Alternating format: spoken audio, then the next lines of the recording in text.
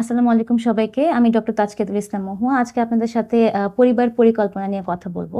বাংলাদেশের প্রেক্ষাপটে পরিবার পরিকল্পনা শুধু জনসংখ্যা নিয়ন্ত্রণ নয়, এটি একটি সুখী জীবনের চাবিকাঠি। আমরা আজকে দেখব পরিবার পরিকল্পনায় কি, কি মেথডস আছে বা কি, কি পদ্ধতি ইউজ করে আমরা পরিবার পরিকল্পনা করতে পারি। ছেলেদের জন্য আলাদা পরিবার পরিকল্পনা আছে, মেয়েদের জন্য আলাদা পরিবার পরিকল্পনা আছে।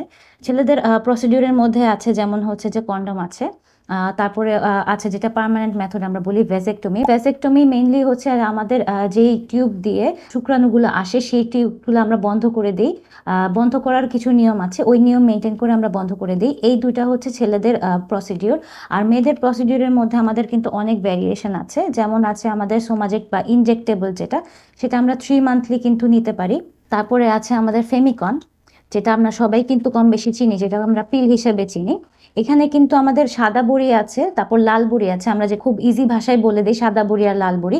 21টা সাদা বড়ি থাকবে। সো আপনি ফার্স্টের দিন থেকে স্টার্ট করেন, মাসিকের 3rd দিন থেকে যদি আমি স্টার্ট করি 1 নাম্বার থেকে 21টা যখন যাবে, তারপর আপনার লাল বড়ি যখন আসবে ঠিক ওই টাইমটাতে আপনার মাসিকটা আবার শুরু হবে। সো আপনি এই পাতাটা যেন আপনার মনে থাকে, এই জন্যই আপনি একদম ফার্স্টের থেকে স্টার্ট করবেন, যেন কোনো ভুল না হয়। আমরা এরকমও পেয়েছি যে অনেক সময় আমরা ভুলে যাই। সেক্ষেত্রে যেটা করতে হবে, আপনার যখনই মনে পড়বে তখনই আপনি হয়তোবা যেটা মিস করেছেন ওটা আপনি আবার আজকে খেয়ে ফেলতে পারেন। আর সাথে সাথে আপনি কিন্তু কন্ডমটা ইউজ করতে পারেন। এরপরে আসি আমরা মিনিকনে। অলরেডি যাদের বেবি হয়েছে বা বাচ্চা হয়েছে, প্রথম 6 মাস কিন্তু আপনারা মিনিকনটি খেতে পারেন। মিনিকনে কিন্তু সবগুলোই সাদা বড়ি, সো এটা নিয়ে কনফিউজড হওয়ার কিছু নাই। আপনি 1 নাম্বার বড়ি থেকে স্টার্ট করবেন। আপনি বাচ্চার 6 মাস পর্যন্ত মিনিকনটি স্টার্ট করবেন, তারপরে আপনি আবার কিন্তু ফেমিকনে চলে যাবেন।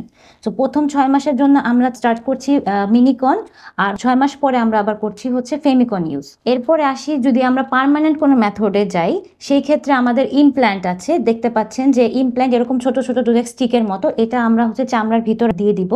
এইটা আপনি মিনিমাম 3 ইয়ার্স পর্যন্ত আপনি জন্ম নিয়ন্ত্রণ করতে পারবেন। আমাদের আরও কিছু মেথডস আছে, যেমন কপার টি আছে, সেটা আপনি 5 থেকে 10 বছর পর্যন্ত প্রকারভেদে আপনি ইউজ করতে পারবেন। অনেক সময় অনেকে কিন্তু ইমার্জেন্সি পিলও নিয়ে থাকেন। আমরা ডক্টররা সাজেস্ট করবো ইমার্জেন্সি পিল কখনোই ডক্টরের পরামর্শ ছাড়া ইউজ করবেন না। অনেকেই কিন্তু এরকম খুব ফ্রিকোয়েন্টলি ইমার্জেন্সি পিলটা ইউজ করে থাকেন। সেক্ষেত্রে কিন্তু আপনার শরীরের উপরে খুব খারাপ এফেক্ট পড়তে পারে। যেমন লং টার্মে আমরা কিন্তু ইনফার্টিলিটি পাই, বা হচ্ছে যে গর্ভধারণের ক্ষমতাটা আমাদের নষ্ট হয়ে যায়।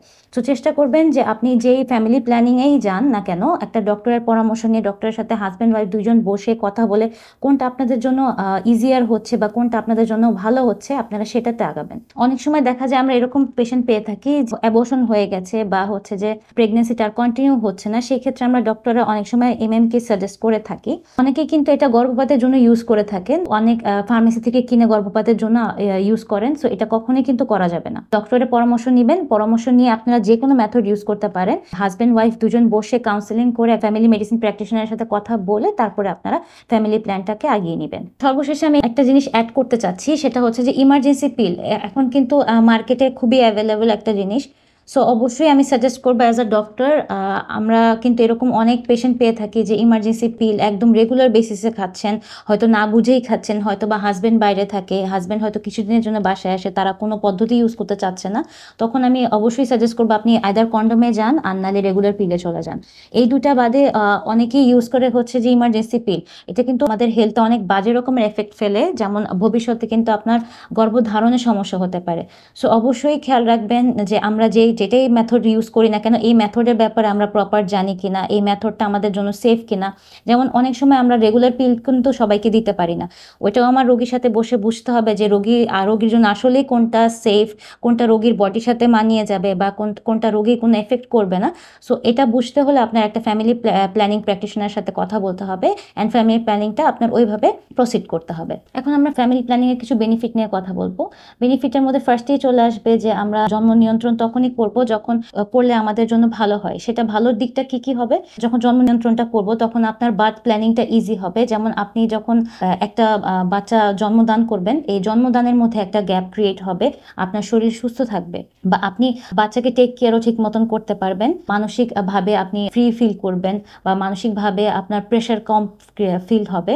তারপরে পারিবারিকভাবেও আপনার চাপটা কম আসবে। যেমন আপনার বাচ্চা যখন ৪-৫টা থাকবে তখন একটা প্রেশার ডিফারেন্ট হয়। যখন ২টা থাকবে তখন প্রেশারটা ডিফারেন্ট হয়। তখন আপনি ফ্রিলি আপনি আপনার ক্যারিয়ারে ফোকাস করতে পারবেন, বাসার কাজে ফোকাস করতে পারবেন বা আপনার পার্সোনাল লাইফে ফোকাস করতে পারবেন। যেটা ফ্যামিলি প্ল্যানিং না করলে আপনার মধ্যে সবসময় একটা বিষণ্ণতা কাজ করবে বা ডিপ্রেশনে ভুগতে পারেন, অ্যাংজাইটিতে ভুগতে পারেন। বেবিগুলো কিভাবে আপনি হ্যান্ডেল করবেন বা ওদের ভবিষ্যতের একটা এফেক্ট থাকতে পারে। সো সবকিছু মেনটেন করেই আমরা চাই যে একটা মানুষ ফ্যামিলি প্ল্যানিংটা মেনটেন করেই সামনের দিকে এগিয়ে যাক। ছোট পরিবার সমাজের উপরে চাপ কমায় এবং প্রাকৃতিক সম্পদের সুস্থ ব্যবহার নিশ্চিত করে। এটি পরিবেশের উপরে ভালো প্রভাব ফেলে এবং পরবর্তী প্রজন্মের জন্য সুস্থ পরিবেশ গড়ে তুলতে সাহায্য করে।